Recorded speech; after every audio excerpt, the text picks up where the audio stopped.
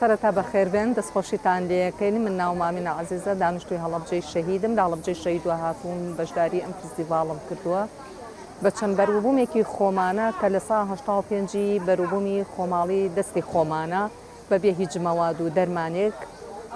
ساحبی باخێکی خوانی بڕێباخێکی پچکۆلانەی لە ماڵی خۆمانە خۆم و هاوسەرم و مناڵەکانم خۆمانمان پێوە خەریک کردووە و وانێ بڕێ ئەگەر ئەو بەرووبوومەشی هەیبێت جگە لەوەی کە خۆمان و قەوم و کەس ئیستیفادەی لێ ئەکات بەشی بازاڕیشی تیابێ ئێنینە بازاڕەکان و ساقیەکەین و لە فستیڤاڵەکانە. ئەمڕۆ بە مێوش بەشداریم کردووە، بە 2 جۆر تو بەشداریم کردووە، بە قەیسی 3 جۆر بەشداریم کردووە، بە هەڵوژە 2 جۆر 3 جۆر بەشداریم کردووە.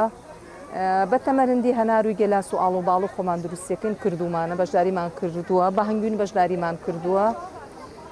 بەشتەکانمان سرکەی سێ و تایبەت ڕوبە هەنار کە هەری دەستی خۆمانە بێ هیچ مەوادێک، زەیتی زەیتونە، دۆشاوی تویە.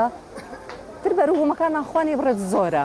ئەگەر خوا بیا ساڵانە بارانی ڕەحمەت بارێنەوە زۆر بێ زۆرمان هەیە. زۆر یعنی ئێمە ئەتا بگەڕێنەوە بۆ دواوە بۆ باو باپیرانی خۆمان کە سەیرەکەین ساڵان باو باپیرانی خۆمان شتی خۆمانە خواردووە نەخۆشی کەم بۆ لە ناویانە بەڕاستی. ئێستا ئێمە نشتی دەرۆمان خواردووی وڵاتانی دەرۆ نازانین بە چ مەوادێک دروست ئەکرێت، چ مەوادێکی حافیزەیتی ئەکرێت تا ئەگاتە ئێمە لەبارە ئەمێنێت و بە چەند کاتی پێ ئەچێت تا ئەگاتە لای ئێمە. نیوەی شتەکان لە ڕاستیان لە ڕێگە خەسارە بن، بەس هیچ خۆفرۆشن ڕەم و بۆیان جوانە، بەس وەکی تر تەندروست نین.